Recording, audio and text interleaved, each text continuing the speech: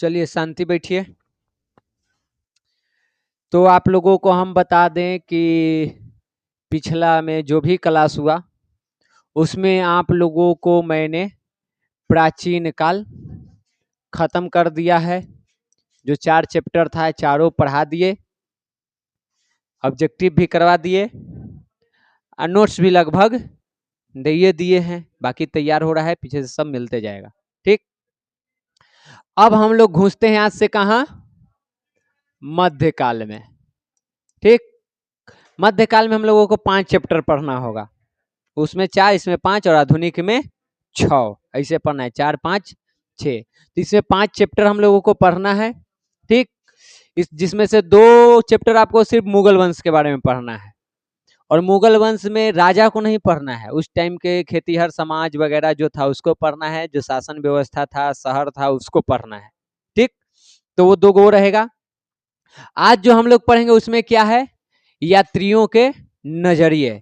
यानी इसमें हम लोग देखेंगे कि प्राचीन काल से तुम देखते आओ आधुनिक काल तक, तो हर काल में विदेशों से यात्री भारत आते रहे हैं। जैसे प्राचीन काल हम लोग पढ़ रहे थे तो ह्वेन सांग के बारे में पढ़े, फिर फाहियान के बारे में पढ़े कि चीन से भारत आया था, पढ़े थे ना जी। वैसे ही मध्यकाल में भी कुछ लोग भारत में आएंगे, आधुनिक काल में भी आएंगे। तो यहाँ पे हम लोग कौन सा चैप्टर भी पढ़ने वाले हैं? यात्रियों के नजरिया। और इसमें किस काल के यात्रियों को देखेंगे मुख्य रूप से? तो हम इतिहास के कौन सा भाग पढ़ रहे हैं? मध्यकाल। तो मध्यकाल के दौरान मुख्य रूप से जो जो यहाँ पे यात्री आए हैं, जो प्रमुख हैं, उनको पढ़ेंगे। और उन लोगों ने जब यहाँ पे आया, वे लोग यहाँ आए तो उन लोगों ने यहाँ पे आ करके किताबें लिखी, अपना यात्रा वृतांत लिखा। और वो यात्रा वृतांत आज है काम करता है हमें उस टाइम के भारतीय समाज के बारे में जानने के लिए। एक स्रोत है वो, जिसके आधार पर हम भारतीय समाज को जानते हैं। इसमें कई सारा ऐसा टॉपिक आएगा जो पीछे प्राचीन काल में तुम लोगों को पढ़ा चुके हैं। तो कुछ कहानी को हम काट दिए हैं कि सब तो पढ़ाया हुआ तो है ही है, खाली हम बता देंगे कि देखो ये सब पढ़े हुए हैं, रिवीजन करवा देंगे। ठीक, तो वो सारी चीजें मिलेगी। तो इसमें मुख्य रूप से हम लोग 3 गो यात्री आया है भारत में, उसको पढ़ेंगे। आया तो कई सारा, लेकिन इस चैप्टर में मुख्य रूप से कितने पढ़ना है? 3 गो। एक गो है तुमको अल-बरूनी, जिसके बारे में हम आज पढ़ेंगे। फिर एक पढ़ेंगे इब्न बतूता कल, अब परसों पढ़ेंगे फ्रांसिस बर्नियर नाम है। तो यहाँ पे हमें कितने लोगों के बारे में पढ़ना है? 3। उसी में और छोटा मोटा कोई कोई आ जाए तो वो अलग बात है, लेकिन मुख्य रूप से हमारा फोकस कहाँ रहेगा? अल-बरूनी, इब्न बतूता और फ्रांसिस बर्नियर पे। तो आज के क्लास में हम लोग किसको जानेंगे जी? अल-बरूनी के बारे में। कौन था, क्या था, उसकी किताब के बारे में, किताब में उसने क्या क्या लिखा है, भारतीय समाज के बारे में जानकारी मिलेगी कि उस टाइम पे हमारा भारत कैसे था, क्या क्या चीजें थी। तो उस सबकी जानकारी हम आज लेने वाले हैं। पूरा कहानी है, और कहानी आप लोग पीछे भी पढ़े हुए हैं और रोज के जीवन में उसको देख भी रहे हैं, तो रिलेट करिएगा। सबसे पहले देखिए यात्रियों के नजरिए में भारत के बारे में। देखिए, तो समय समय पर भारत में विभिन्न देशों से अनेक यात्री यहाँ पे आते रहे हैं। कई सारे नाम आ जाएंगे, जैसे कि तुमको यहाँ पे नाम आ जाता है मेगास्थनीज का, फाहियान का, ह्वेन सांग का, अल-बरूनी का, इब्न बतूता, फ्रांसिस बर्नियर। तो ये सब क्या हैं? विदेशी यात्री हैं जो अलग अलग समय पर भारत में आए हैं। ठीक, इन तीनों के बारे में हम लोग प्राचीन इतिहास में पढ़ लिए हैं। मध्य इतिहास में हम लोग Al-Biruni, Ibn Battuta, Francis Bernier मुख्य रूप से इस चैप्टर में पढ़ेंगे। बाकी और भी कई सारे हैं, तो जब मुगल वंश को हम पढ़ेंगे तो वहां पे भी नाम आते रहेगा। तो फिर विजयनगर साम्राज्य पढ़ेंगे तो वहां आएगा, तो वहां से उसको समझते चलेंगे कि और कौन कौन से विदेशी यात्री भारत में आया था और क्या क्या इसके बारे में जानकारी देता है। तो वो चीज है, इन यात्रियों से हमें क्या फायदा है? जो भी यात्री यहाँ पे आया उसने अपना यात्रा विवरण लिखा। जैसे मेगास्थनीज के इंडिका पढ़े हैं, यहाँ पे अल-बरूनी का हम लोग आज पढ़ेंगे। ठीक, फिर कल जब हम इब्न बतूता को पढ़ेंगे तो उसकी किताब के बारे में पढ़ेंगे, फ्रांसिस बर्नियर की किताब के बारे में पढ़ेंगे। तो इन लोगों ने अपना अपना किताब लिखा, यात्रा का पूरा विवरण दिया, और उस यात्रा के विवरण से हमें एक फायदा हो जाता है। हम उस टाइम पे जो हमारा समाज था, हमारे यहाँ की जो व्यवस्था थी, उसकी जानकारी ले लेते हैं। अब अभी मान लो कोई विदेशी यात्री यहाँ पे घूमने आएगा, तो जो यहाँ पे है उसी के बारे में न लिखेगा, और 100-200 साल बाद कोई व्यक्ति किताब को पढ़ेगा तो आज के बारे में जान जाएगा कि आज के समाज कैसा था। तो वैसे ही हम लोगों को काम करेगा। तो सबसे पहले हम लोग किसके बारे में पढ़ेंगे? अल बिरूनी के बारे में। अल बिरूनी का पहले परिचय ले लेते हैं, फिर इसके किताब को पढ़ लेंगे, चैप्टर हो जाएगा, इसका टॉपिक हो जाएगा आपका खत्म। ठीक, तो अल बिरूनी का सबसे पहले पूरा नाम जानना है तो उसको अंडरलाइन कीजिए। उसका नाम है अब्बू रेहान मोहम्मद इब्न अहमद। मुसलमानों का नाम है, नाम आएगा बड़ा बड़ा, लेकिन ये फेमस किस नाम से है? अल बिरूनी के नाम से। आप ऑब्जेक्टिव के लिए मान लो कभी पूछ देवे कि अल बिरूनी का पूरा नाम क्या था, तो आप कहीं से ट्रिक लगा करके छोटा सा नाम याद रख सकते हैं। कुछ नहीं तो इसे याद रखते हैं कि अब्बू रहमान अहमद नाम है, तो या तो आगे से देगा या तो पीछे से देगा, तो हम पकड़ लेंगे कि उसका ये नाम था। ठीक, टिक के काम वहां कर देगा। बाकी जब सब्जेक्टिव लिखिएगा तो वहां पे ये नाम लिखने की जरूरत नहीं है, आप ये लिखिए, हाँ उसमें आ जाएगा अगर कि अल बिरूनी के बारे में संक्षिप्त में परिचय दें, तो वहां पे थोड़ा सा जरूरी हो जाता है कि उसका पूरा नाम लिख दे तो बेहतर रहेगा। तो जैसे हो आपको ये देखना पड़ेगा, याद रखना पड़ेगा। तो नाम बता दिए। अब ये था कहाँ के? तो माना जाता है कि इसका जो मूल निवास है वो था ईरान। ठीक, पहले उसको हम फारस कहते थे, आज ईरान कहते हैं, तो ईरान था। लेकिन इसका जन्म माना जाता है उज्बेकिस्तान में। एक जगह है ख्वारिज्म में, MVVI ऑब्जेक्टिव क्वेश्चन है कि अल बिरूनी का जन्म कहाँ हुआ था, तो ख्वारिज्म नाम के जगह पे हुआ था। इसको खीवा भी कहते हैं। है कहाँ? उज्बेकिस्तान में है। कब हुआ है? 973 ईस्वी में इसका क्या हुआ है? जन्म हुआ है। तो ये लाइन भी आपके लिए इंपॉर्टेंट हो गया कि अल बिरूनी का जन्म उज्बेकिस्तान के ख्वारिज्म नाम के जगह पर 973 ईस्वी में हुआ था। ख्वारिज्म को खीवा के नाम से भी जानते हैं। ऐसे ईरानी मूल के निवासी था। अब यह है कि ये ख्वारिज्म क्या है, तो ये एक जगह है, और जगह है तो किस चीज का केंद्र है? तो शिक्षा का केंद्र है। देखो आपको कहीं मिलेगा, देखो शिक्षा का केंद्र था। कौन? ख्वारिज्म। जैसे आप लोगों को हम तक्षशिला के बारे में बताएं, जैसे आप लोगों को हम नालंदा विश्वविद्यालय के बारे में बताएं, जैसे विक्रमशिला है, ये सब का है? शिक्षा का केंद्र है। वैसे ही उज्बेकिस्तान में जो ख्वारिज्म है वो शिक्षा का एक केंद्र है, यानी मुख्य रूप से ये पढ़ाई के लिए फेमस था। समझ गए? वहीं पे इसका जन्म हुआ था। अब ये का नाम रहा बचपन में, कौन माता पिता थे, कैसे आया, इस सब की जानकारी उतना नहीं मिलती है। तो सब मिला के यही है कि उसका आरंभिक जीवन कैसा था, शुरुआत के काका वो काम किया, उसकी कोई खास जानकारी हमें नहीं मिलती है। बस अनुमान लगाया जाता है कि ये ख्वारिज्म में पैदा लिया, वो शिक्षा का केंद्र था, और वहां किसी राजा के संरक्षण में था। राजा कौन वंश के था? तो मैमूनिद वंश के राजा है, उसी के संरक्षण में ये था। बस इतने जानकारी मिलता है, बाकी वो क्या करता था नहीं करता था उसकी जानकारी नहीं है। आगे चलो तो इसके बारे में और क्या जानकारी मिलता है। अल बिरूनी जो है वो संस्कृत के, हिब्रू, सीरियाई, अरबी, फारसी, इन सभी भाषाओं का जानकार था। उसे ये सारी भाषाएं भली भांति आती थी। यहां तक में कोई दिक्कत है? नाम पता हो गया, जन्म कब हुआ, कहाँ हुआ पता हो गया, जिस जगह पे जन्म हुआ था वो किस चीज का केंद्र था पता हो गया, उसके बाद किस वंश के संरक्षण में था ये पता हो गया, कौन कौन सी भाषा की जानकारी थी, तो ये समझ गए। अब देखिए, इसको इन सारी भाषाओं की जानकारी थी, लेकिन कुछ भाषाओं को ये नहीं भी जानता था। और देखो, भले हमको इंग्लिश आए, भले हमको उर्दू आ जाए, फारसी आ जाए, अरबी आ जाए, लेकिन सबसे ज्यादा मजा तो पढ़ने में हमको हिंदी आएगा, क्योंकि वो मेरा जन्म भाषा है, या कहो कि मातृभाषा है। वैसे ही अल बिरूनी को सब पता है, लेकिन ज्यादातर वो किताब पढ़ता था किस भाषा में? अरबी में। अब तुम नाम सुना होगा प्लेटो के, अरस्तु के, ये दोनों कहाँ के हैं? यूनान के हैं, ग्रीक के।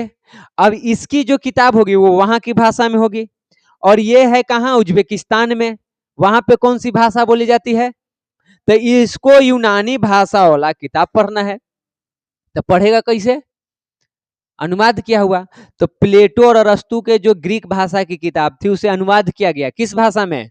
अरबी में ट्रांसलेट कर दिया गया, और उस अरबी अनुवाद वाले किताब को अल बिरूनी पढ़ा था। यानी कहने का मतलब है कि जो अल बिरूनी है वो प्लेटो और अरस्तु के विचारधारा से भी प्रभावित था, उसके किताबों को भी वो पढ़ा था। यूनानी भाषा नहीं आता था तो अरबी भाषा वाला जो किताब था उसको पढ़ा। समझ गई? तो ये काम किया। और आगे देखिए, अल बिरूनी कहाँ रह रहा था जी? कहाँ जन्म हुआ इसका? वहां पे कहाँ? ख्वारिज्म में, या खीवा कहो, ऐसे ख्वारिज्म में ज्यादा पूछता है। अब एक तुमनी के हम अगर 7वां में पढ़े होगे तो हम बताए थे इसका नाम याद है? भारत पर 17 बार आक्रमण करने वाला व्यक्ति महमूद गजनवी, सोमनाथ मंदिर लूट लिया था। अब सुनो, नहीं जानते था। एक राजा था, उसका नाम था महमूद गजनवी। वो हमारे यहाँ भी आक्रमण किया है। उसका काम ही था जगह जगह आक्रमण करना, लूटना या अपना धर्म के प्रचार प्रसार करना, इस्लाम धर्म का। इस महमूद गजनवी में ने 1017 ईस्वी में आक्रमण कर दिया। कहाँ? ख्वारिज्म पर, जहां पे अल बिरूनी रहता था। तो महमूद गजनवी यहाँ पे किया आक्रमण और इस जगह को वो कर लिया कब्जा, अपने अधिकार में ले लिया। तो जैसे ही महमूद गजनवी ख्वारिज्म को जीता, वहां का पूरा चीज किसका हो गया? महमूद गजनवी का। वहां के लोग किसके हो गए? महमूद गजनवी का। अब महमूद गजनवी की एक आदत था, जहां भी वो आक्रमण करता था वहां के विद्वानों को पकड़ पकड़ के ले जाता था अपने देश। अल बिरूनी कौन था? विद्वान में से एगो। तो महमूद गजनवी 1017 में ख्वारिज्म पर आक्रमण किया और आक्रमण करने के बाद क्या किया? यहाँ पे कब्जा करके अल बिरूनी के साथ और भी जितने विद्वान थे उन सबको पकड़ के लेके कहाँ चला गया? गजनी लेके चला जाएगा अपने देश। समझ गई? तो अल बिरूनी जैसे कई सारे विद्वान थे जो महमूद गजनवी के साथ कहाँ गया? गजनी। उसी में एक है अल बिरूनी। गया। अब वहां पे ये जीवन कैसा व्यतीत करेगा? एक गुलाम वाला, क्योंकि पकड़ा के गया है। तो वहीं पे वो रहा लगभग। वो अपन जीवन के आधा से ज्यादा समय वो कहाँ व्यतीत किया है? तो वो गजनी में ही व्यतीत किया है। और वहीं पे रहते हुए उसने भारतीय भाषा, मुख्य रूप से संस्कृत को पढ़ा, उसको सीखा। उसके बाद यहाँ के ज्ञान विज्ञान, खगोल शास्त्र, चिकित्सा, धर्म, दर्शन, इन सब का अरबी में जो अनुवाद किया हुआ था उसको पढ़ा। अरबी भाषा में इन सारी किताबों को पढ़ा। है कहाँ के?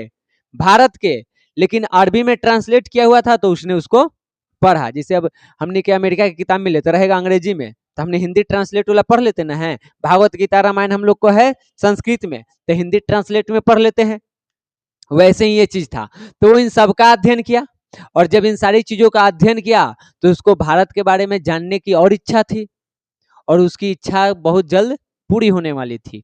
हुआ ये कि महमूद गजनवी ने भारत पे भी आक्रमण किया था, और आक्रमण करके उसने पंजाब के क्षेत्र को अपने में मिला लिया। कौन? महमूद गजनवी। अब पंजाब किसका हो गया? महमूद गजनवी का। तो यहाँ के जितने भी विद्वान है उसको पकड़ेगा, कहाँ लेके जाएगा? गजनी में। अब गजनी में भारतीय विद्वान भी पहुंच गए, होने से अल बिरूनी भी है। अल बिरूनी को तो पहले से भी भारत के बारे में और जानना था, यहीं के विद्वान मिल गया तो उससे जान पहचान बढ़ाया। कहा कि कुछ बताओ हमको वहां के बारे में। अब विद्वान व्यक्ति है, हर चीज के बारे में उसको जानकारी देने लगा। अब जैसे उसको जानकारी देने लगा, उसको इसके बारे में और जानकारी प्राप्त करनी थी। उसकी जिज्ञासा बढ़ते जा रही थी कि हमको भारत के बारे में और जानना है, और जानना है, और जानना है। ठीक। और अगला बार जब महमूद गजनवी भारत पर आक्रमण करने वाला था, तो अल बिरूनी ने कहा कि ये भैया हमरो लिया चलो। तो तू कह ले बड़े, हम वहां के बारे में जानम। वहां बड़ा हमारा मतलब यहाँ के ज्ञान से वो बहुत प्रभावित था, उसको यहाँ के बारे में जानना था। तो महमूद गजनवी कहा कि हमको भी ले चलो, हम भी चलेंगे। तो महमूद गजनवी कहा कि चलिए, और उसको लेके कहाँ आया? भारत। ऑब्जेक्टिव में क्वेश्चन पूछेगा अल बिरूनी किसके साथ भारत आया था? तो किसके साथ आया? महमूद गजनवी के साथ भारत आया, और यहाँ के विद्वानों से संपर्क किया, यहाँ के किताबों को पढ़ा, और उन सबको पढ़ के विद्वानों से मिलके जानकारी इकट्ठा करके उसने अपनी एक किताब लिखी। किताब का नाम है किताब उल हिंद। 90 में हिंद है, हिंद मतलब कौन? हिंदुस्तान। समझ गई? तो यहाँ पे महमूद गजनवी के साथ आया, यहाँ के विद्वानों से मिला, अलग अलग किताबों को पढ़ा, उन सब के आधार पे उसने एक अपना किताब लिखा जिसका नाम है किताब उल हिंद। यहाँ तक क्लियर? अब आगे चलिए। अब ये किताब लिखा, लेकिन किताब में ये चर्चा नहीं किया ना कि भारत में वो कहां कहां घूमा था। बस वो बताया कि हम भारत का भ्रमण किए हैं, लेकिन कहाँ कहाँ किया इसका पता नहीं है। तो इतिहासकारों का मानना है कि वो अगर भ्रमण भी किया होगा तो पंजाब पर महमूद गजनवी के कब्जा था, वहां किया होगा, और उत्तर भारत में किया होगा, यही दो जगह किया होगा, दक्षिण भारत में वो नहीं किया होगा। तो वो खुद नहीं बताया है कि हम कहाँ कहाँ घूमे, लेकिन अंदाज है कि वो पंजाब में घूमा है और उत्तरी भारत के कई स्थानों पर वो घूमा है। फिर वो गजनी वापस लौट जाता है यहाँ से, और 75 वर्ष की आयु में उसकी मृत्यु हो जाती है। अगर पूछे कि उसकी मृत्यु कब हुई तो इसमें 75 को जोड़ दो, 72 में था, 73, 72 है ना जी, ना जन्म 72, 73 है, हाँ 73 है, 73 है, तब 5 3 8 7 7 14 के 4 9 10, यानी 1048 ईस्वी में इसकी क्या हो गई, मृत्यु हो गई। समझ गए, यहां तक क्लियर? इसमें कोई डाउट कहीं पे कुछ भी पूछने वाला? आगे बढ़ जाएं। अब अल बिरूनी के किताब के बारे में जानो। पहले अल बिरूनी कहता है खुद कि हम 114 को किताब लिखे हैं, उनके जो भी किताब वगैरह मिले हैं उसका अध्ययन करो तो वहां से पता चलता है कि टोटल कितना किताब लिखा है। उससे ज्यादा भी हो सकता है, लेकिन हमारे पास उसका डेटा नहीं है। बस वो खुद बताता है कि हम 114 को किताब लिखे हैं, लेकिन फेमस कै गो है उसका किताब? दुए गो। हमें जानकारी कितनी के है? दुए के। एक का नाम है अथरुल वाकिया और एक का नाम है किताब उल हिंद। और इसमें हमारे लिए सबसे इंपॉर्टेंट कौन है? किताब उल हिंद, क्योंकि इसकी रचना ही किससे संबंधित है? भारत से। विवरण है इसी का, भारत का पूरा जो भी घूमा उसके बारे में है। तो यहाँ पे क्लियर हो गया अल बिरूनी कितना किताब लिखने की दावा करता है। उसके कितने किताब हमारे पास हैं? कौन कौन? अथरुल वाकिया और किताब उल हिंद। हमारे लिए सबसे ज्यादा इंपॉर्टेंट कौन है? किताब उल हिंद है। किताब उल हिंद की रचना कब की गई है? 1030 ईस्वी में। और किस भाषा में? ये एमवीवीआई क्वेश्चन है। किताब उल हिंद किस भाषा में है? तो अरबी भाषा में। कब रचना की गई? 1030 ईस्वी में। इससे किसकी जानकारी मिलती है?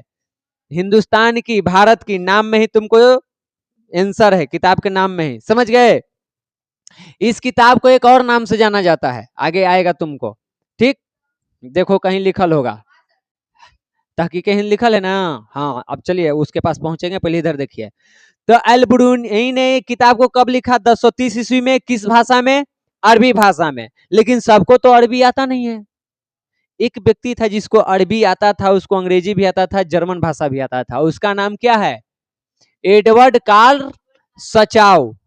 ठीक, तो एडवर्ड कार्ल सचाउ ने अल बिरूनी के किताब को पढ़ा, किताब उल हिंद को, और पढ़ करके उसको किस भाषा में ट्रांसलेट किया? जर्मन में। और फिर दूसरा बार किस में किया? अंग्रेजी में। अब अंग्रेजी सबको आती थी, अल बिरूनी की किताब सबको ही पढ़ने लगा इंग्लिश में। समझ गए? तो अगर पूछेगा कि किताब उल हिंद की अनुवाद जर्मन और अंग्रेजी में किसने किया था, तो कौन है? एडवर्ड कार्ल सचाउ ने इसको किया। इसमें टोटल 80 गो अध्याय है, 80 चैप्टर। जैसे तो 12 गो है ना चैप्टर, कै गो होगा? 6 5 4 9 6 15 चैप्टर है टोटल इतिहास में। इसके किताब में कितने चैप्टर हैं? 80 गो। फिर उन 80 चैप्टरों को छोटे छोटे खंडों में फिर बांटा गया, यानी अध्याय के बाद उपाध्याय। समझ गए? उससे छोटा छोटा खंड में बांटा गया है। किताब में पढ़ोगी तो मिलेगा क्या तुमको? मुख्य रूप से, अब किताब तो 80 चैप्टर के है, लेकिन उसका सार क्या है? जब आप पूरे किताब को पढ़िएगा तो आपको उस टाइम के हिंदू भारतीय समाज के बारे में जानकारी मिलेगी। यहाँ के रहन सहन कैसा था, क्या भोजन करते थे, क्या पहनते थे, क्या समाज में प्रथा थी, कौन से त्योहार मनाते थे, कौन धर्म था, क्या दर्शन था, कौन कौन से कानून थे, अपराध कौन कौन से होते थे, उसके लिए दंड क्या मिलता था, ज्ञान विज्ञान खगोल शास्त्र गणित चिकित्सा रसायन दर्शन, यानी कि लगभग हर चीज की जानकारी आपको इसके किताब में मिल जाएगा। इसीलिए वो किताब कितने चैप्टर का है? 80 चैप्टर के है। उतना है, देखो सब कुछ को में घुसैले है, तो सबकी जानकारी मिलेगी। अब देखो अल बिरूनी ने यहाँ पे जब आया भारत में, तो यहाँ पे उसको एक चीज हुआ। यहाँ के लोग क्या बोलते थे? संस्कृत भाषा, संस्कृत, धर्म हिंदू। अल बिरूनी कौन है? मुसलमान है। भाषा कौन है उसका? अरबी। क्या ये दोनों कहीं से मैच करेगा? हिंदू मुस्लिम में तो ऐसे ही विभेद होता है, कई सारी चीजें एक दूसरे से नहीं मिलती है। तो इसको कई सारी कठिनाइयों का यहाँ पे सामना करना पड़ा था, उन चीजों को सीखने के लिए, जानने के लिए। और क्या समस्या था, आगे पढ़ोगी। भारतीय लोग विदेशियों को मल्लेच्छ कहते थे, उसमें ठेकना भी नहीं चाहते थे, ठेक गए तो अशुद्ध हो जाएंगे। तो जब आपसे कोई देखना भी नहीं चाहता है, आप में ठेकना भी नहीं चाहता, उससे आप वार्तालाप कैसे करिएगा? और जब तक वार्तालाप नहीं करिएगा, वहां की जानकारी कैसे लीजिएगा? कोई आ जाए विदेशी यहाँ पे, हम उसको अछूत माने, और वो यहाँ पे भुला लिया, किसी चीज की जानकारी चाहिए, तो हम उसके पास ही नहीं जाएंगे तो उसको जानकारी मिलेगा कैसे?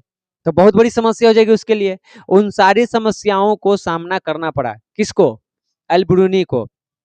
फिर भी वो यहाँ पे रह करके संस्कृत भाषा को सीखा था, क्योंकि एक और दिक्कत थी। दिक्कत ये थी कि आप लोगों को हम बताए हैं कि अगर हम लिख दें तुमको एक ऐसे दिन, एक ऐसे दिन, दोनों का अर्थ बदल जाता है। अब मान लो ये तो हिंदी के शब्द है, अगर हिंदी वाले को ये जानकारी न हो कि इसका मतलब का और इसका मतलब का, वो बस इतने जानता है कि दिन मतलब तो सुबह, तो वो तो गड़बड़ कर देगा, गरीब की जगह सुबह लिख देगा। ये गड़बड़ हुई है हमारे इतिहास में। हमारे यहाँ 33 कोटि देवता हैं। कोटि के मतलब होता है प्रकार, और कोटि मतलब होता है करोड़। कहते हैं ना कि कोटि कोटि नमन, यानी करोड़ों करोड़ों नमन करते हैं हम आपको। एक होता है कोटि मतलब प्रकार। अब जो ट्रांसलेटर था, जो अनुवाद कर रहा था, उसको पता था कि कोटि मतलब क्या होता है, कोटि मतलब तो करोड़ होता है। तो वहां लिखा था 33 कोटि देवता हैं, तो उसको लगा कि 33 करोड़ देवता है। लेकिन वो कोटि किसका लिखा हुआ था? प्रकार का। हमारे पास 33 करोड़ देवता नहीं है, 33 प्रकार के देवता, यानी टोटल देवता कितने हैं? 33। तो इस तरह की कई सारी समस्याएं होती थी, और एल ब्रूनी भी इस बात को एक्सेप्ट करता है कि अगर संस्कृत की अच्छी जानकारी न हो तो ट्रांसलेट करने में दिक्कत हो सकती है। हम अनुवाद करेंगे तो अर्थ के अनर्थ हम लिख सकते हैं। इसलिए अगर भारतीय साहित्य को पढ़ना है, यहाँ के किताबों को पढ़ना है, तो संस्कृत की जानकारी होना बहुत जरूरी है। और इसीलिए जब वो भारत आया तो संस्कृत भी सीखा, उधर तो सीख ही रहा था, गजनी में भी सीख रहा था, यहाँ भी आया तो सीखा। और यहाँ पे जो ब्रह्मगुप्त हैं, वारामहिर हैं, या हमारा भागवत गीता है, विष्णु पुराण है, पतंजलि का जो महाभाष्य है, इन सब का वो अध्ययन किया। अब बताओ पतंजलि के महाभाष्य में है कुछ? सुनो, पहले शुंग काल के स्रोत न पूछ रहे हैं। पतंजलि जो महाभाष्य लिखा है, वो पाणिनि के जो व्याकरण की किताब है उसी के आधार पर न लिखा है। तो अगर महाभाष्य को पढ़े, पाणिनि की किताब को पढ़े, तो उसे व्याकरण की जानकारी हो जाएगी कि नहीं?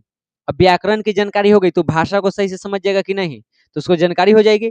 तो वो इन सारी किताबों को पढ़ा।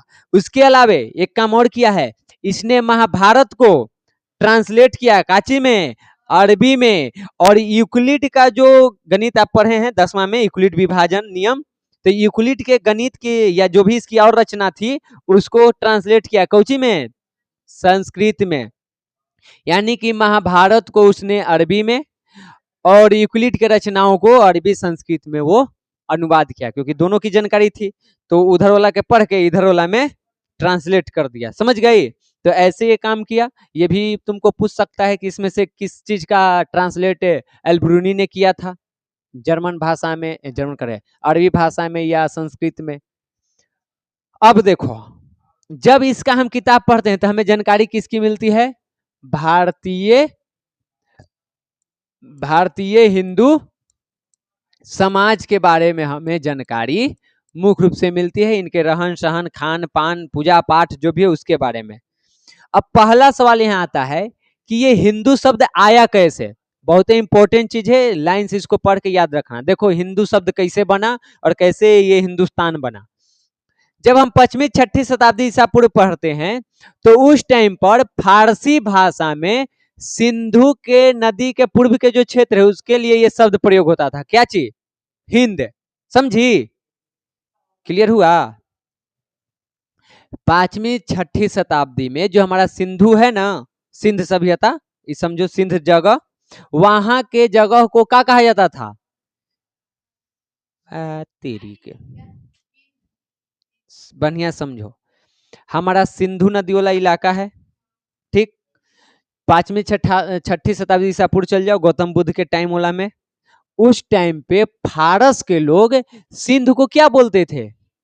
तो सिंधु के हिंदू, सिंध के हिंद, सिंधु के हिंदू। तो ऐसे करके क्या हो रहा था, शब्द का प्रयोग हो रहा था। सिंध के जगह वो लोग क्या बोलते थे? हिंद। आगे चल करके देखो फिर क्या हुआ, अरबों ने इसी क्षेत्र को क्या कहा? अल हिंद कहा। किस क्षेत्र को? ये जो सिंधु नदी के आसपास वाला जो क्षेत्र है उसको अरबियों ने क्या कह दिया? अल हिंद। और अल हिंद से यहाँ क्या बना? हिंदी बना। यहाँ के निवासियों को हिंदी और उस क्षेत्र को अल हिंद कहा। हमको लग रहा है कि वो तुनी के पार कर रहा है ना रहा है। अच्छा ठीक, समझ। ई है हमनी के इलाका, यहां से गेल है। ई कौन सा नदी है? ये सिंधु नदी है। ठीक। इसमें ऊपर हो गया उत्तर सिंधु नदी कैसे ना बांटो, फिर दिक्कत हो जाएगा। उल्टा पार दिए, नहीं कहां मिल रहा है, पलटो पन्ना। आहा, वहां थोड़े मिलेगा मैया। नहीं, देखो बता रहे हैं कहां गड़बड़ा गई। किताब में पहले तुमको तीनों का परिचय है, फिर उसके किताब से है। हमको लगा कि उसमें गड़बड़ हो जाएगा, तो हम परिचय और उसका किताब एक साथ पढ़ा रहे हैं। तो तुम उसका किताब निकालो, देखो ओकर किताब यहाँ है। देखो यहाँ हिंद, पेज नंबर 106, आगे पीछे है तो समझो। देखो, अच्छा किताबा ना देखें तो ना समझ में आओ। मान लो ये क्षेत्र है, ठीक। ये भारत हमनी के समझने के लिए, यहां से एक ऐसे ऐसे नदी गुजरी हुई है। यहां पे एक देश है जिसका नाम है फारस, ठीक। अब यहां के जो लोग हैं वो इस सिंध नदी है, ठीक, सिंधु नदी। सिंधु नदी को वो लोग क्या बोलता है? सिंध के जगह वो क्या बोलेगा? हिंद। और यहां पे रहने वाले लोगों को क्या कहेगा? तो हिंदू कहेगा या हिंदी कहेगा, समझी?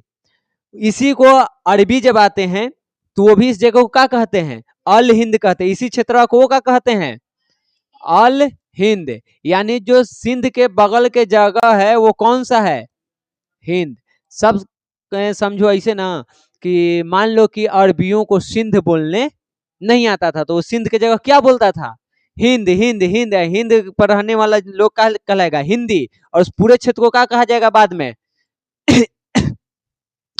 सिंधु नदी के बगल वाले क्षेत्र को हम हिंद कहते हैं, यहाँ पे रहने वाले को हिंदी या हिंदू कहते हैं। और इस पूरे क्षेत्र को ही आगे चल के क्या कहा जाएगा?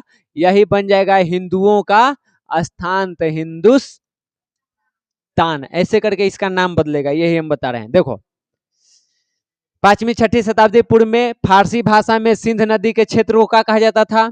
हिंद कहा जाता था। आगे चल के अरबों ने भी इसी जगह को क्या कहा? अल हिंद कहा। और यहाँ पे रहने वाले लोगों को उसने क्या कहा? हिंदी कहा। फिर जब तुर्की लोग आए तो तुर्की ने इस क्षेत्र में रहने वाले लोगों को क्या नाम दे दिया?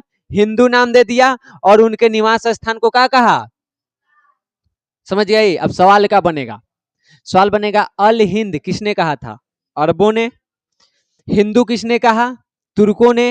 हिंदुस्तान नाम किसने रखा? तुर्कों ने। हिंदी नाम किसने रखा था? अरबों ने। ऐसे करके क्वेश्चन बनेगा ऑब्जेक्टिव। फारसी भाषा में भी इसको क्या बोला जाता था? हिंद बोला जाता था। समझ गई? क्लियर है? हाँ, तो आगे आओ। अब देखो वो क्या कह रहा है। अलबरूनी यहाँ पे आया था, यहाँ पे घूमा था, और यहाँ के लोगों ने कोई को बैठल है का रे? हैं? ओए, ऐसे कैसे? ले, कहीं कोई होगा जी, तब ऐसे क्या हो रहा है? हैं? ये क्या हुई? हेलो।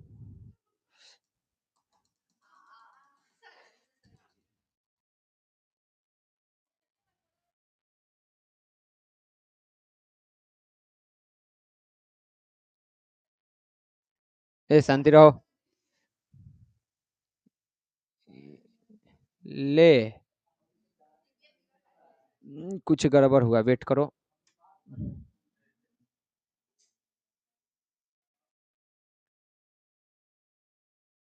शांति बैठिएगा आप लोग, भैया धोखा दे रहे हैं।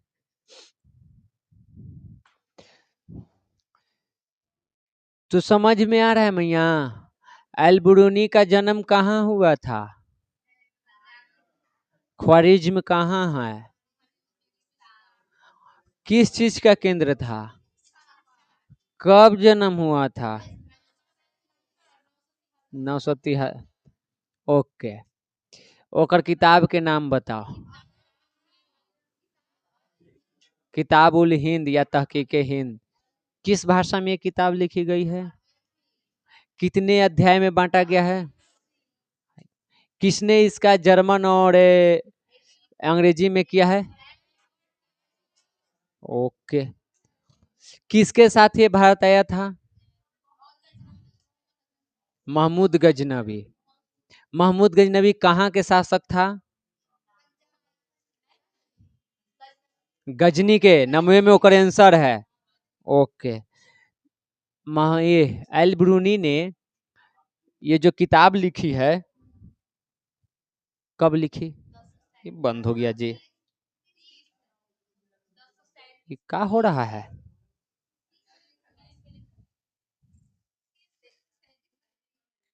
ओहो, ये प्रॉब्लम था, हम ही कर रहे थे गड़बड़। डंटवा से तरवा खींचा जा रहा था ना, ऐसे पैरवा से चाँद दे रहे थे तो वहां से तरवा नीचे में खींचा जा रहा था, तना बंद हो गया। देखना आपके खुल जाएगा। प्रॉब्लम का जड़ हम ही थे। चलिए और बताइए।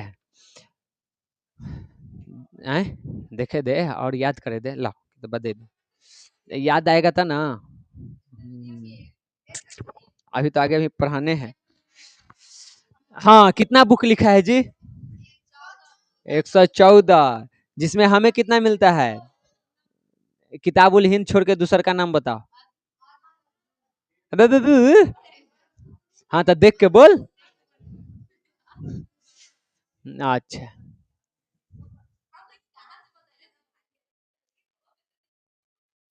अब तूने बोली तरह कोई दिक्कत ना।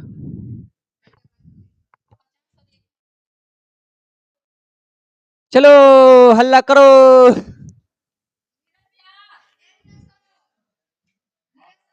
Not a problem.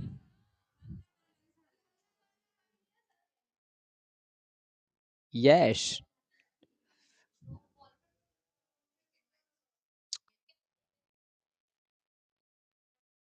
Don't make a noise हुआ है। अच्छा, वो मेक अ नॉइज कही थी कि हल्ला करो। हाँ हाँ, नॉर्मल है। हाँ,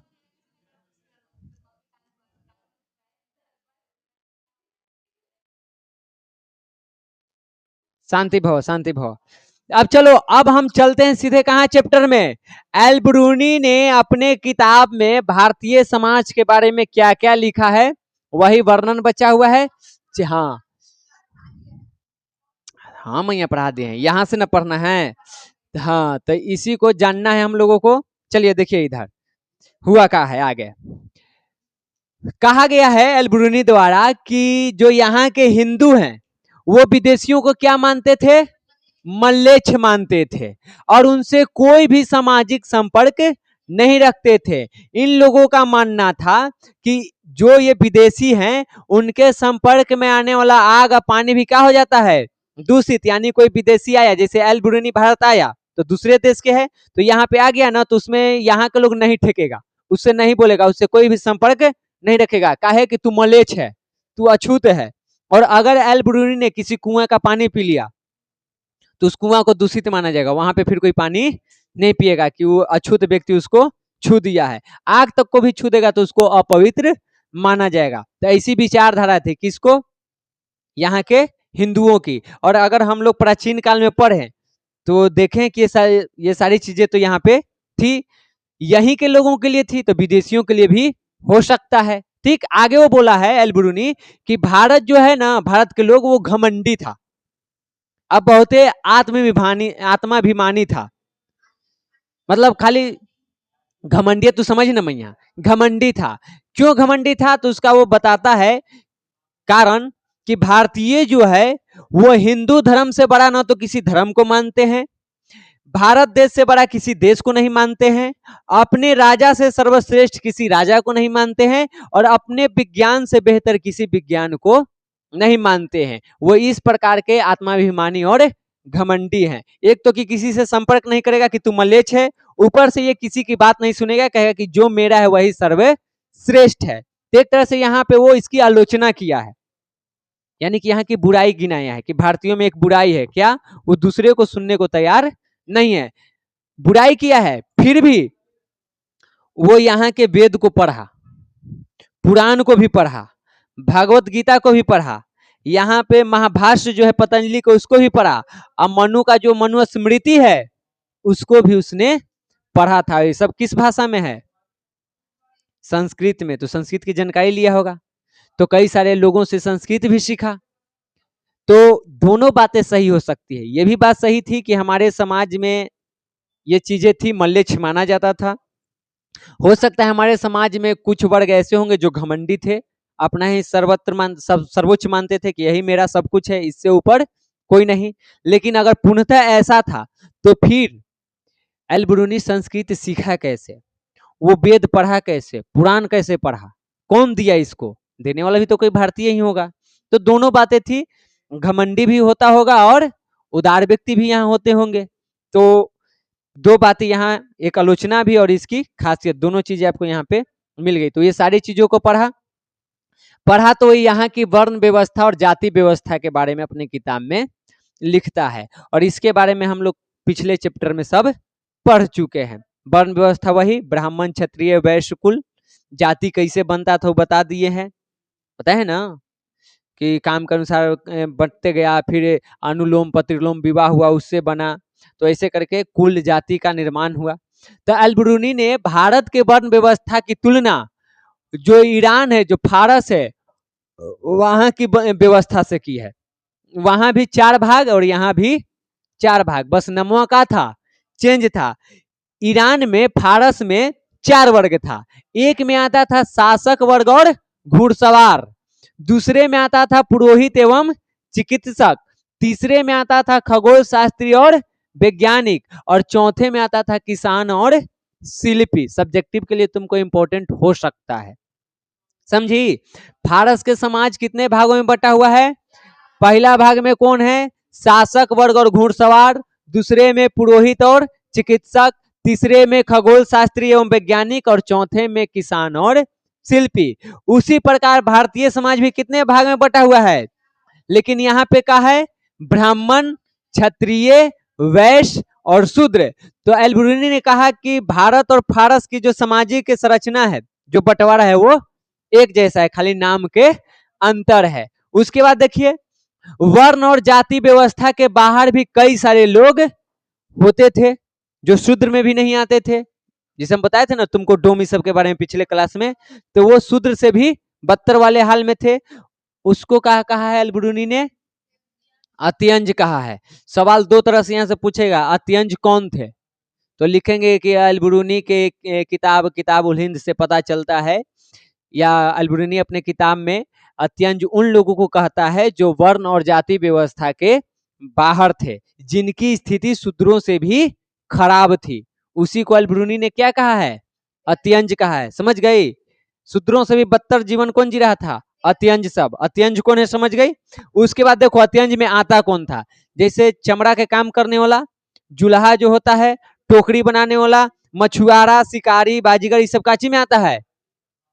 सब था अत्यंज के अंग। ऐसा 8 गो के वो बात किया है। हाँ, तो नया जो जन्म लेगा तो हो गया, वो न तो शूद्र है, न तो वैश्य है, न तो ब्राह्मण है, न तो क्षत्रिय है। हाँ, तो उन सबको क्या कह दिया? वो चाहे ऐसा भी हुआ कि जो मान लो समाज में सबको आया, तो कोई तो चमड़ा के काम करता होगा, तो उसको कहाँ रख दिया गया? चमड़कार में। जो टोकरी बनाने था उसको अलग कर दिया, जो मछली मारने वाला था उसको अलग कर दिया, शिकारी को अलग कर दिया। इन सब की स्थिति शूद्रों से भी बदतर थी। इन्हीं लोगों को अल-बिरूनी ने क्या कहा है? अत्यंज कहा है। इसके अलावा समाज में एक और समुदाय था जिसकी स्थिति अत्यंजों से भी बदतर थी। इससे भी गया गुजरा कौन? एक और समुदाय है, देखो कौन सा समुदाय है, वो था डोम चंडाल वाला जो समुदाय है उसको। ये मैं नहीं कह रहा हूं, ये कौन कह रहा है, अलब्रूनी अपने किताब में, कि पहले तो 4 गो वर्ण है, ब्राह्मण, क्षत्रिय, वैश्य, शूद्र, उसके अलावे जो चर्मकार हैं, टोकरी बनाने वाले, मछली मारने वाले, शिकारी हैं, उन लोगों को क्या कहा जाता है, तो उनको कहा गया अत्यंज। और जो उनसे भी बदतर हैं उनको कहा गया हादी, डोम, चंडाल, बधतु। ये सब काम क्या करते थे, गंदा काम करता था, जैसे कि कचरा साफ करना हो, नाली साफ करना हो, हाँ पैखाना साफ करना हो, तो हाथ से उठा करके लोग साफ करता था, माथे पर टोकरी में उठा करके माथे पर ले जाता था और टोकरी से वो गिरता था। समझ गई, ये हम ना करें मैया, एनसीईआरटी के किताब में है, शायद 9th वाला में है। हाँ, हाँ, समझ गया।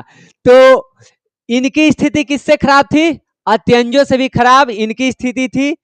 माना गया है कि ये कौन होते थे, तो मान लो कोई शूद्र में लड़का है और कोई ब्राह्मण लड़की है, उन दोनों के अवैध संबंध से जो संतान उत्पन्न होगा उसी को किसमें रखा जाता था, इस वाले में, उन्हीं लोगों से ये सारे काम करवाए जाते थे। ठीक, हादी जो है वो गंदगी उठाने का कार्य करता था, डोम बांसुरी बजाता था और गाना गाता था, बधतु के बारे में कहा जाता है कि ये मरे हुए जानवर, कुत्ता जैसे जीवों को भी मार करके खाता था।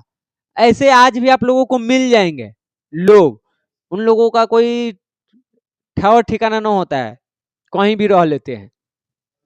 उसके बाद देखिए ब्राह्मण में अलग अलग श्रेणी था, जैसे कि ईशिन है, अग्निहोत्री है, दीक्षित है, तो ये सब उनके वर्ग थे। ब्राह्मण में भी ऐसे करके, कैसे हम लोग के होता है कि हर जात में 7 गो उपजाति होती है, वैसे करके ये सारी चीजें थी।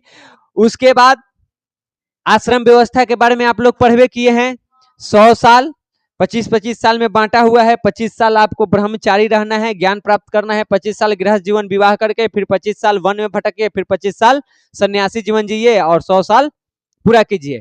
तो इसका वर्णन एल्ब्रूनी ने भी अपने किताब में किया है, आश्रम व्यवस्था के बारे में उसने भी बताया है। उसके बाद पीछे के चैप्टर में हम लोग पढ़ चुके हैं, वेद की जो अध्ययन है वो कौन करेगा, तो वेद का अध्ययन करता था ब्राह्मण, और उसके बाद क्षत्रिय भी चाहे तो कर सकता था। साथ ही साथ आप देखोगे ब्राह्मण क्षत्रिय में कि वो लोग जनेऊ पहनते हैं, उजला धागा वाला ऐसे पहने हुए रहते ना है, हाँ, तो वो भी आप कर सकते हैं, योगोपवीत उसको कहते हैं। तो ये क्षत्रिय भी करते थे और वेद भी पढ़ते थे, वो भी बता रहे हैं, सुनो ना पहले, सुन पहले बात, हम अभी कब के बात कर रहे हैं, मध्यकाल में ना 1030 ईस्वी के टाइम का ना, अभी का चल रहा है 2026 ना, दोनों में अंतर हुआ है कि ना हुआ है। तो पहले 1030 ईस्वी में चलो, वहां पे ये चीज थी। और देखो वैसे ये सब पहन सकते थे, जनेऊ धारण कर सकते थे, लेकिन पूजा पाठ ये सब नहीं कर सकते थे। पहनने से माना जाता है संस्कार में वो आता है, धर्म में आता है। अब हम तो न पहने हुए, हम कैसे बताएं, ठीक, कोई खास जानकारी नहीं, हमारे संस्कार का एक हिस्सा है। आगे देखिए सांस्कृतिक जीवन इनका कैसा था, यानी समाज में क्या क्या चीजें होती थी। तो सांस्कृतिक जीवन के बारे में भी एल्ब्रूनी ने वर्णन किया है। वो कहा है कि यहाँ पे मांस खाने का प्रचलन था, मांस खाते थे और शराब भी पीते थे, लेकिन शराब कौन पिएगा, शूद्र लोग, खाली शूद्रों को छोड़ करके, वैश्य हो गया, क्षत्रिय, ब्राह्मण, इन लोगों को शराब पीने की छूट नहीं थी, लेकिन शूद्र शराब पी सकते थे। मांस खाने का प्रचलन था, विवाह कम आयु में ही हो जाता था, और विवाह ठीक कौन करता था, तो जो घर के गार्जियन है, बड़े बुजुर्ग, वही लोग विवाह को ठीक करते थे और कम उम्र में ही विवाह करके विदा कर दिया जाता था। दहेज, तलाक और विधवा विवाह का प्रचलन नहीं था, यानी उस टाइम पे दहेज नहीं चलता था, एल्ब्रूनी के टाइम पे जहां वो घूमा है वहां, ठीक ना। तो दहेज नहीं था, तलाक की भी व्यवस्था नहीं थी, 7 जन्म और 7 फेरे वाले व्यवस्था था। उसके बाद अगर विधवा हो गया तो विधवा हो गया, दोबारा विवाह नहीं होगा, ये सब प्रचलन में नहीं था। एक चीज था, सती प्रथा, वो भी सब जगह नहीं, जो रजवाड़े लोग थे उनके घर में ये सती प्रथा देखने को मिलता था। सती प्रथा पता है, पति मर जाएगा तो उसी के साथ उसको भी जला दिया जाता था। तो सवाल पूछेगा कि सती प्रथा का वर्णन किसने अपने यात्रा वृत्तांत में किया है, तो अल ब्रूनी ने इसका वर्णन किया है। उसके बाद अगर कोई मर गया तो सामान्य रूप से उसको जलाया जाता था। कैसे हम लोग के मरता है तो ज्यादातर क्या होता है, जलाते हैं। अब सांप काट लिया तो दहलाते हैं। तो मुख्य रूप से क्या किया जाता था, जलाने का काम होता था। इसके अलावे हम लोग अपन मतलब लागी व्रत करते थे, उपवास करते थे। जैसे 2 दिन पहले कैले हला लोग शिवरात्रि शंकर जी ला, अपना ला कि बढ़िया लड़का से बियाह है, यही उद्देश्य रहता है। इसमें हंसने वाली कौन सी बात है? तू नहीं ना बता, हम क्या ला करी, हमारा लड़का से बियाह करेला है, हमारा ला तो कोई कर ला ही हो कहीं ना कहीं मांग फाड़ के। हाँ हाँ तो हाँ तो करबे करते हैं, सुंदर लड़की मिले लगी। समझ गई बात है। तो लाभ फल के लिए यहाँ पे उपवास भी रखा जाता था। पर्व त्योहार में बसंत पंचमी, रामनवमी, दीपावली, होली जैसे त्योहार मनाए जाते थे। मूर्ति पूजा का भी प्रचलन था, बलि का भी प्रचलन था। ये सब हम लोग पीछे क्लास में पढ़ चुके हैं। अल-ब्रूनी ने मुल्तान में लकड़ी के बनी हुई सूर्य देवता है, उसका वर्णन किया है अपने किताब में कि मुल्तान पाकिस्तान में आज चला गया है, याद है मुल्तान है, सिंधु मोहनजोदड़ो हड़प्पा कुछ है। हाँ तो मुल्तान में एक सूर्य भगवान के मूर्ति है, वो किस चीज का बना हुआ है, लकड़ी का, तो उसका वर्णन किया है। फिर एक कश्मीर में शारदा मूर्ति है लकड़ी की बनी हुई, उसका वर्णन है। आगे बताया है कि उस टाइम पे बनारस, मथुरा, कुरुक्षेत्र में एक जगह है थानेश्वर, विष्णु जी का वहां मंदिर है। ये सब तीर्थ स्थल है जहां पे लोग जाते थे घूमने के लिए, धार्मिक स्थल पर दर्शन के लिए भगवान के। समझ गई। तो ये सारी चीजें थी किसके नजर में, अल-ब्रूनी के। अब पूरा ना पढ़ लेला है, 80 गो अध्याय में से थोड़ा बहुत आप लोग पढ़े हैं, आपको इतना ही अभी जानना है। कल हम लोग पढ़ेंगे इब्न बतूता और उसके रिहल्ला नाम के किताब के बारे में। भारी है ना, भारी पता है क्या लगेगा। अब तक जो तुम पढ़ रही थी वो हिंदू समाज से संबंधित था, अब जो आएगा वो इस्लाम से आएगा। तो 11th वाला बात याद आएगा कि अगे मैया, तो पढ़ते पढ़ते पढ़ते पढ़ते पढ़ते वो सारी चीजें आपको याद हो जाएगी। खाली नाम याद हो जाएगा ना तो फिर इजी हो जाएगा। क्लियर है। क्लास बंद करें।